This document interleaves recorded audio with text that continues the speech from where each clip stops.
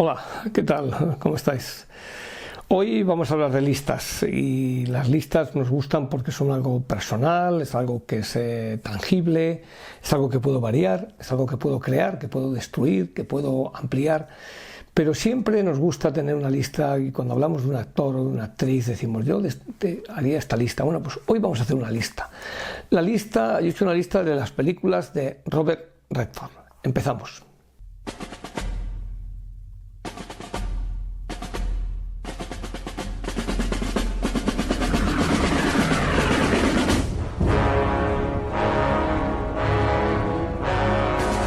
Robert Redford, un actor conocidísimo, muy atractivo para las mujeres, muy simpático para los hombres, es decir, no es un hombre que haya granjeado enemistades entre el sexo masculino porque le gusta a la mujer, sino que cae bien en ambos géneros, ¿no? Y yo me he tomado la libertad de hacer una pequeña lista. Una lista o pequeña o grande, y me han salido alrededor de creo que 20 títulos que voy a ir citando. Y con ellos pues algún tipo de referencia a la película, pero sobre todo 20. Ya sé que nos gusta hacer cuál es el mejor, cuál es el peor, del 1 al 10. Yo las voy a elegir de antiguo a moderno.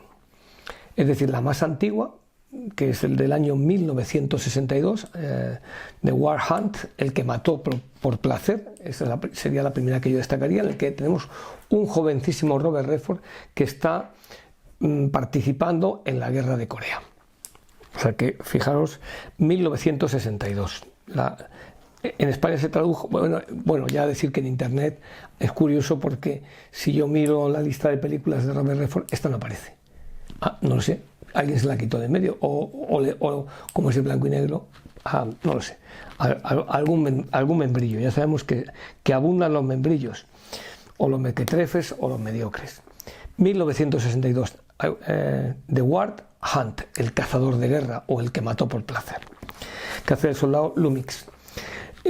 El año 66, de 1966, yo quiero destacar la película La jauría humana, en el que hay prácticamente un linchamiento de un joven y de un convicto, y cómo hay un papel magistral, tanto, no diría de él, pero sí del que le acompaña, que es Marlon Brando. La jauría humana. 1967, una comedia muy bonita, muy neoyorquina, muy de ese New Deal americano, como es Descalzos por el parque, con Jane Fonda y con un Robert Redford que tenía que aguantar a la mujer, a la suegra, y encima subir a un cuarto piso que hay goteras y no tiene ascensor. Es la ventaja o el inconveniente de vivir en Nueva York.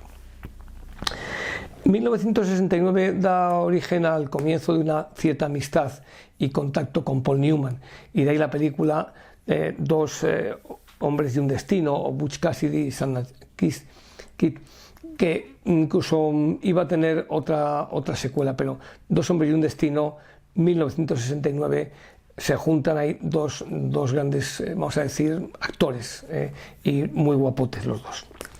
1972, aquí yo he destacado dos películas: Un diamante al rojo vivo, que me parece una comedia muy simpática, con ese diamante que roban el cuñado, que se despista, no sé qué. Un diamante al rojo vivo. Y la otra, que creo que es una película muy intimista y que da un poco idea de lo que a él le gustaba, porque él se refugió en las montañas de Utah, es Las aventuras de Jeremiah Johnson, 1972, que ese cine que ya está cambiando en Hollywood. 1973, pues es el año también lo he dicho, del año 72, El candidato. Es una película en la que se habla de toda la parafernalia que hay para crear candidatos donde no los hay, ¿no? Y cómo lo interpreta muy bien este candidato. Pero 1973, que yo creo que es un gran año para Redford y un gran año para el cine, hay dos grandes películas: El golpe, que es Sting, que es irrepetible, o sea, no hay una película como El golpe, e incluso es una película que la terminas de ver, está en este canal, me parece, hecho el vídeo, la terminas de ver y puede volver a empezar, que no me cansa. De fulleros, de Lonegan, de tragaperras, de billetes falsos, de los timos, de timadores de poca o de mucha monta. El golpe es una maravilla de película. dirigida por George Roy Hill y con Paul Newman, o sea, la pareja, y con Edith Heath, que fue la que les vistió, la diseñadora del vestuario. Pero hay otra en 1973 que a mí me gusta mucho, porque es un poco de revival, que es la película The Way We Were, que en España se tradujo como Tal como éramos, con Barbra Streisand, con una banda sonora preciosa, una canción maravillosa, y con ese recuerdo del periodo de guerra y el devenir de la sociedad americana, desde que acaba la guerra, desde los ojos de Homer, que es un oficial de la Armada que está en Washington, y ella y Catherine y Katie Morosky, que es Barbra Streisand, que es la que quiere, es la activista. Se han conocido en esa universidad, en esos felices años 30, en las universidades norteamericanas, incluso se habla de la guerra de España, y de alguna manera son como el aceite y el agua y lo que pasa ahí. Una historia muy bonita, de amor, y que tuvo mucho éxito. Lo que pasa es que, claro, quizá ha quedado oscurecida en ese año por el golpe. De 1974 pues he destacado la película El Gran Gatsby, en el que nos habla de esos años 20 y de esas situaciones. También destacaría al año siguiente, en 1975, la película Los 3 días del cóndor, en el que ya nos empieza a hablar de esos servicios de inteligencia, de esas agencias que se cargan gente o asesinan gente por el simple hecho de que lo reciben, es decir, de que reciben la orden, es decir, los asesinos a sueldo. Pero aquí hace un papel muy de analista que vive en una oficina ahí camuflado y tal. ¿Qué pasa? Pues que en 1975 lo que está efervescente es el tema precisamente del Watergate, y de ahí la película de 1976, Todos los hombres del presidente, en el que encarna uno de los periodistas junto con Dustin Hoffman, precisamente, que destapan el Watergate, el caso de las escuchas de un partido a otro, auspiciado por el entonces presidente Nixon, y que hizo caer a un presidente de los Estados Unidos. Esa película deberíamos de ponerla, yo creo que a todos nuestros políticos, a los de ahora, a los de antes y a los que vengan, para decir, oye, hay unas reglas que tú no puedes pasar, y si las pasas te tienes que ir.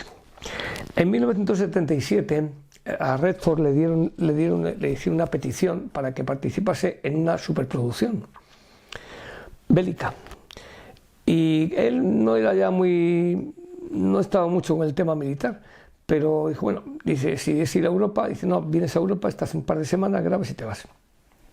Entonces la película Un puente lejano, A Bridge Too Far, del año 1977, creo que es de Richard Attenborough, pero es importante porque él hace de un comandante de infantería, junto con un montón de estrellas más que participan en esta película, pero él hace un comandante de infantería que tiene que pasar un río con su unidad, bogando con unos botes que no llegan o que sí llegan, y luego toma el puente, uno de los puentes lo toma al asalto. Épica. En 1977 acaba la guerra de Vietnam. Alguien se plantea que el género bélico se puede seguir haciendo a base de constelación de estrellas. Por eso, si veis el cartel de esta película, veréis que tiene un montón de actores, pero que van entrando y saliendo. Salvo algunos que son como Maximilian Schell, como Sean Connery, como Gene Hackman, que me parece un grandísimo actor. Le dedicaremos un día un vídeo a Gene Hackman. Y bueno, pues aquí hizo de ese comandante que recibe la orden del general, que creo que es Ryan O'Neill, que le dice, tienes que tomar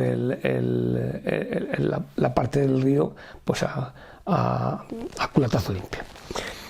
Un puente lejano. Pero Redford sigue comprometido con otras causas, y en 1980 hace una película que me parece magistral, verídica, real, racista, crítica, que es Brubaker, como el alcalde de una prisión, o en la mala traducción del alcaide de una prisión, llega vestido de camuflado como un preso, para ver realmente las condiciones y cómo se enfrenta a todo un sistema que finalmente, bueno, ahí lo dejo, ver Brubaker.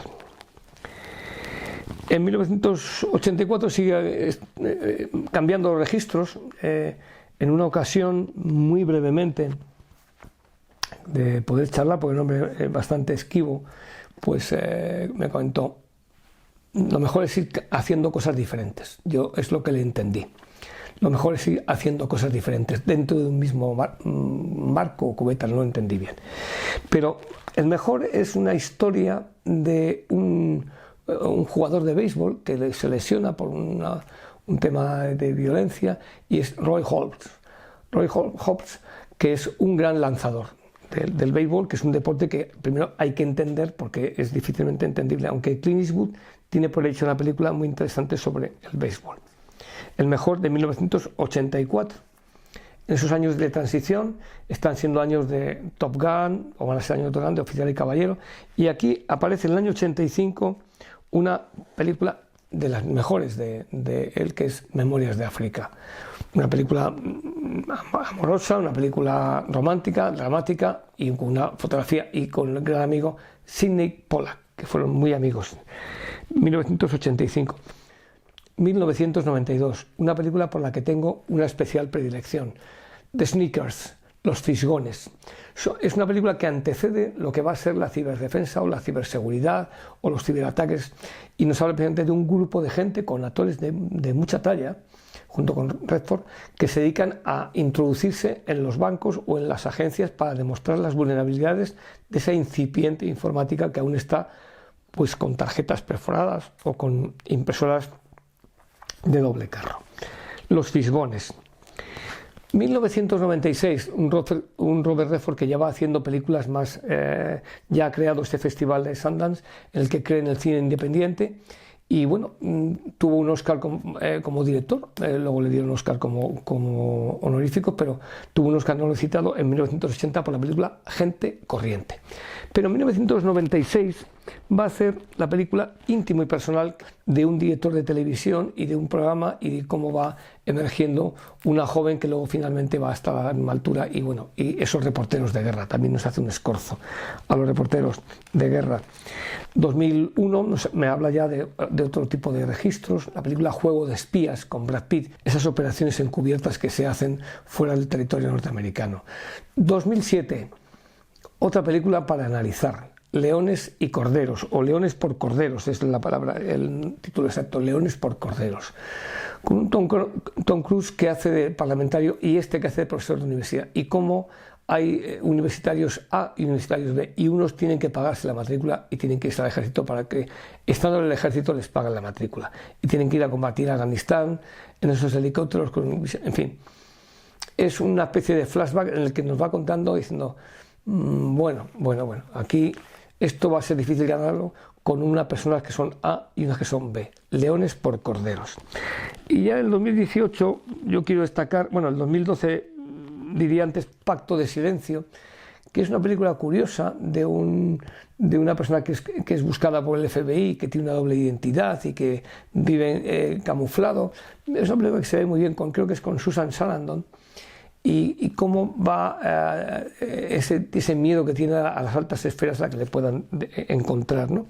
Y bueno, pues y para finalizar, no sé si la 20ª o la 20ª, es The Old Man and the Guns, el viejecillo y el cañón, o el viejecillo y el arma, ¿no? Que es como ya un grupo de ancianetes o de jubilatas se dedican a atracar bancos, ¿no? De Forrest Tucker, que además que creo que es una historia verídica, ¿no? O sea, como era un hombre ya que planeaba todo y tal.